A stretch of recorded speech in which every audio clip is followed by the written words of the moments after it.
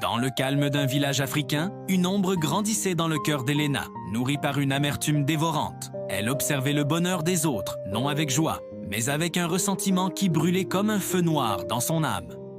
Pendant que les rires éclataient autour du feu, Elena ne voyait que ce qui lui manquait, transformant sa solitude en haine.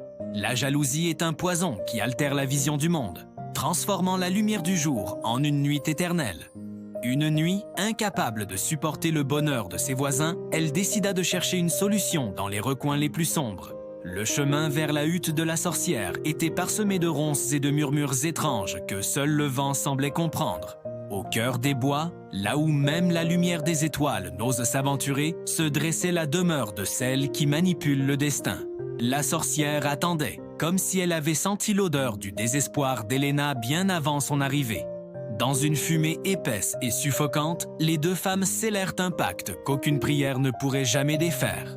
En échange d'un objet précieux, Elena reçut la promesse que le malheur s'abattrait sur ceux qu'elle enviait tant.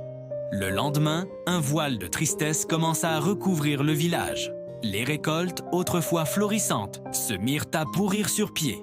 Une maladie mystérieuse frappa les foyers, transformant les chants joyeux en gémissements de douleur et de peur.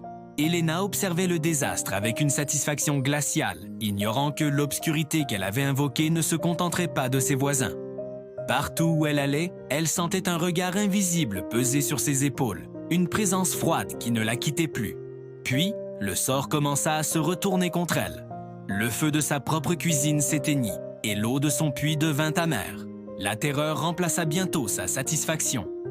Elle réalisa que la sorcellerie ne choisit pas ses victimes. Elle dévore tout sur son passage. Désespérée, elle retourna dans la forêt pour supplier la sorcière de rompre le charme, mais le sentier semblait avoir changé. Arrivée à l'endroit habituel, il n'y avait plus de hutte, juste un terrain vague et un silence de mort qui glaçait le sang. Elena s'effondra, comprenant enfin que sa propre jalousie l'avait condamnée à une solitude plus profonde que celle qu'elle fuyait. Une pluie purificatrice commença à tomber, lavant la terre, mais pas les péchés commis dans l'ombre du ressentiment. Elle demanda pardon à haute voix, ses cris se perdant dans le tonnerre, cherchant une rédemption que seule la vérité pourrait lui apporter. Le temps passa, et le village commença lentement à se reconstruire. La vie reprenait ses droits sur la mort et le déclin.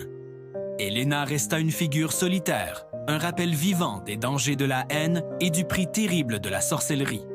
Cultivons la bienveillance dans nos cœurs, car ce que nous semons finit toujours par revenir vers nous, d'une manière ou d'une autre.